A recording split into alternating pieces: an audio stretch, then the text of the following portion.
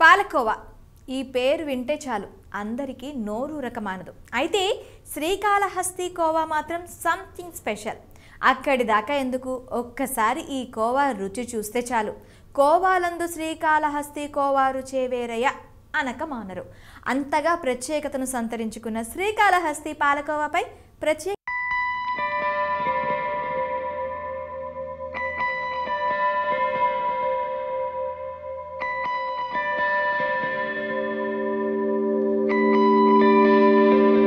శ్రీకాళహస్తి అంటే గుర్తొచ్చేది అక్కడి శ్రీకాళహస్తీశ్వరుడి ఆలయం.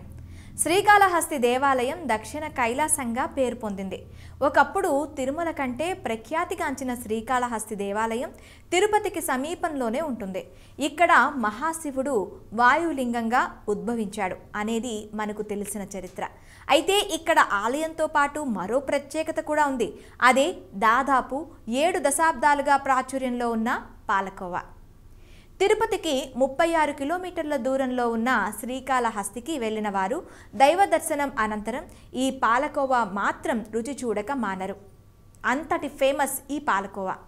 అక్కడికి వెళ్ళిన వారికి ఎప్పటికీ గుర్తుండిపోయే అద్భుతమైన స్వీట్ ఏదైనా ఉంది అంటే అది ఈ పాలకోవా మాత్రమే. ఆ కోవా రుచి చూసిన వారెవరూ దాన్ని మర్చిపోలేరు. అంతటి ఫేమస్. దీంట్లో ఎలాంటి సందేహం లేదు. ఎప్పటి నుంచి ఉన్నదో రుచి అనేది నాకు తెలియదు, కానీ మేము గత 35 ఇయర్స్గా మేము వస్తున్నాం. రుచి ఏ రకంగానూ తగ్గే పరిస్థితిలో ఉండదు. దీనికి రోజు వృద్ధిలో ఉందే కానీ తగ్గినటువంటి దాఖలాలు లేవండి. బాసుంది కానీ, ఐస్ క్రీమ్ కానీ అండ్ కోవా, జస్ట్ ఈ కాంబినేషన్ లేకపోతే ఎవరు తినలేము. చాలా బాగుంటుంది. మా పిల్లలు బెంగళూరులో వర్క్ చేస్తారు. నేను కేజీలు కూడా తీసుకెళ్ళి ఆడ వాళ్ళ ఫ్రెండ్స్కి వాళ్ళకి ఇస్తుంటాము. మా బంధువులు హైదరాబాదు, బెంగళూరు, చెన్నై ఇలా ఉన్నా కానీ నేను ప్రతి ఒక్కరికి దీన్ని తీసుకెళ్ళి గిఫ్ట్గా ఇస్తాను. వాళ్ళు ఇప్పటికి కూడా వాళ్ళ ఫ్యామిలీస్లో వాళ్ళు ఏమంటారంటే ఐస్ క్రీమ్ తాత అంటారు, కొంతమంది ఐస్ క్రీమ్ మామ అంటారు. అంటే అలా నేను పోతున్నాను అంటే కంపల్సరీ ఐస్ క్రీమ్ తీసుకెళ్తా. 1/4 కిలోలు ఉన్నాయి, 1/2 కిలో ఉన్నాయి. చాలా బాగుంటుంది, చక్కగా ఉంటుంది సార్. చూడండి, మీరే చూడండి క్రౌడు. దీనికి ఫుల్ డిమాండ్ ఉంటుంది. ఇప్పుడు మాకు కూడా కావాలి 1 కేజీ 2 కేజీలు ఉండాయి లేవు అనేది చూస్తా తింటా ఉన్నాం మేము. ఈ పాలకోవాను ఎలా తయారు చేస్తారంటే శ్రీకాళహస్తి పరిసర ప్రాంతాల్లోని పాడి రైతుల నుంచి పాలను సేకరిస్తారు. కేవలం స్వచ్ఛమైన పాలు, చక్కెరతో ఎలాంటి ఫుడ్ కలర్స్ వాడకుండా, మిషనరీ ఉపయోగించకుండా చేతులతోనే ఈ కోవాను తయారు చేస్తారు. అన్న నమస్తే, చెప్పండి అన్న ఎలా ఉంటుంది ఈ పాలకోవా, ఎలా తయారు చేస్తారు?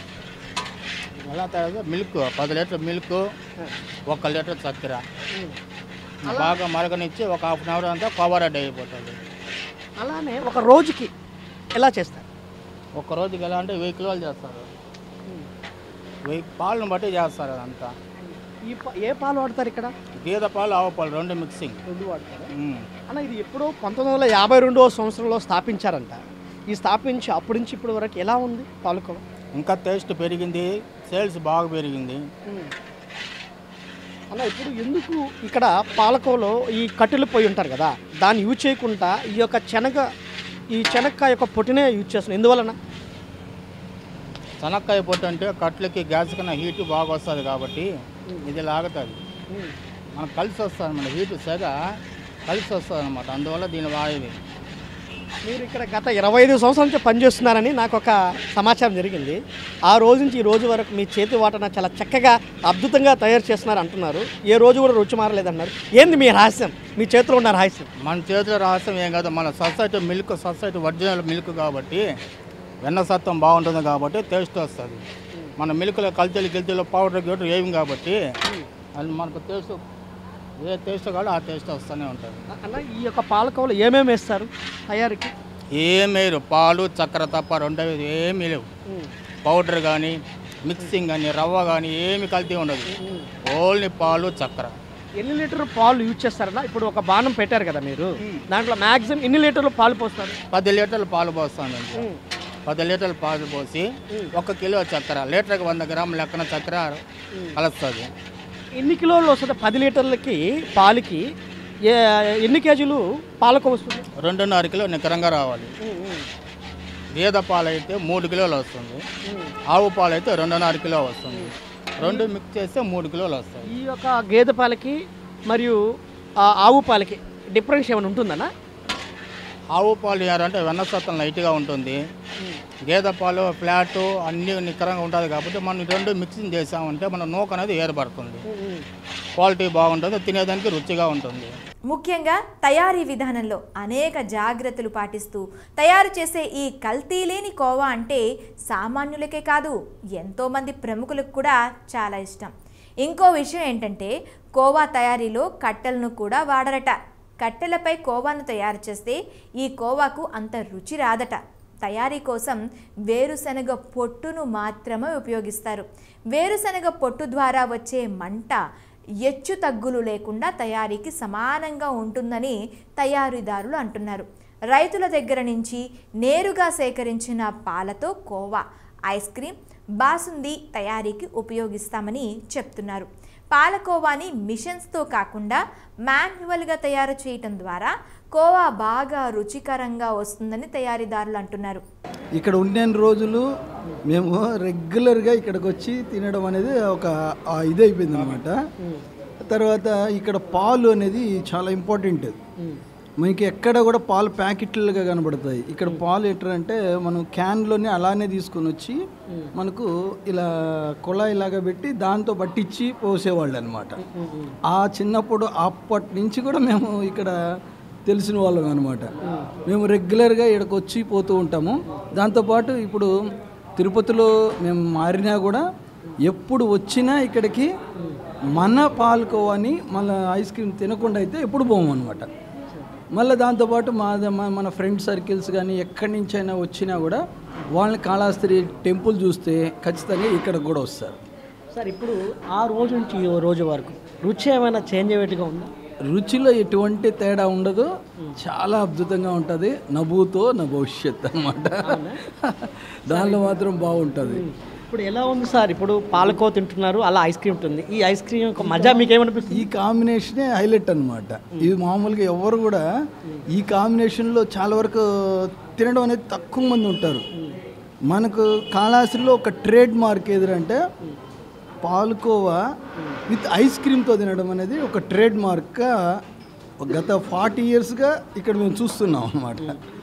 మేము చిన్నప్పుడు ఉన్నప్పుడు కూడా అక్కడి నుంచి మేము ఉండేది ముత్యాలమ్మ గుడి వీధి, అలా ఎక్కడున్నా కూడా అక్కడి నుంచి ఒక క్యాన్ పెట్టుకొని వచ్చి పరిగెత్తుకుంటే అప్పుడు ఇక్కడ ఉండింది, ఇటు పక్క నుంచి మనకు ఓపెనింగ్ ఉండింది, ఇక్కడ తీసుకొచ్చి ఇట్లా పెట్టి తీసుకున్నామంటే ఇక్కడ నుంచి కరిగే లోపల ఇంటికి వెళ్ళి అందరం కలుసుకొని కూర్చొని తినేవాళ్ళం అన్నమాట.